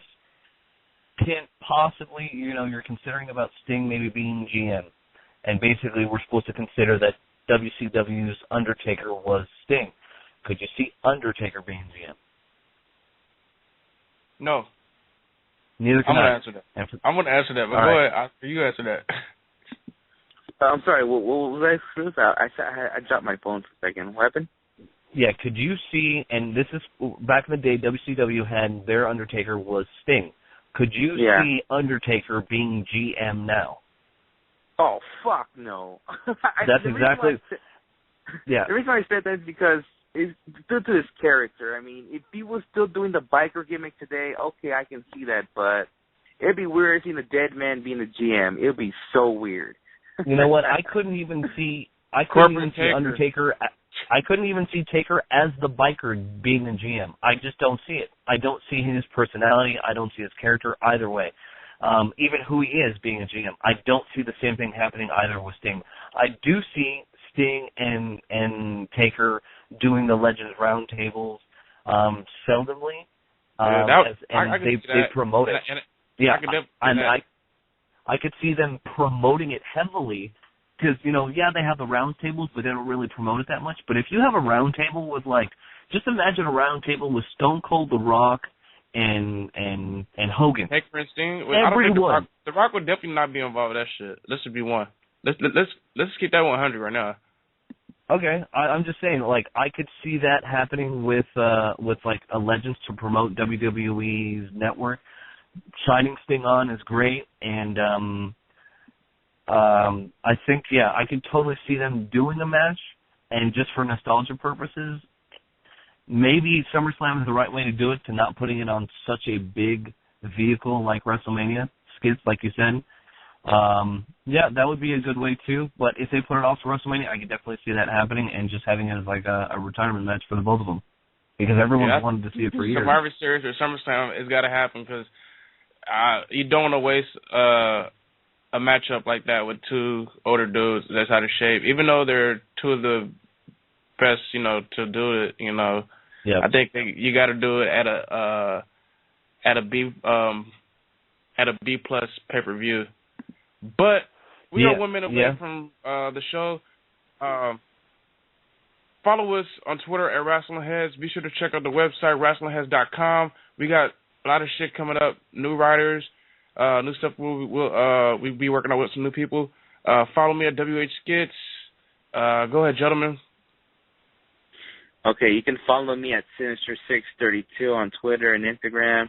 Now I'm going to give it a shout to Tom. Feel better. I just saw your tweet. And Smartcast, if I got your name right, I agree with you. Taker and Sting match will be garbage. Shout out to both of these dudes. Both cool dudes. Shout out to Chris.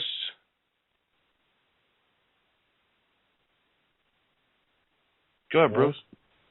Oh, okay. Bruce Kraft Jr. on Twitter, Facebook, Instagram, Google+, whatever you want to name it. Kraft spelled with a K. Bruce Kraft Jr. Hey, Bruce, do me a favor. Put a fucking picture on your fucking Twitter. All right. It's on his Instagram.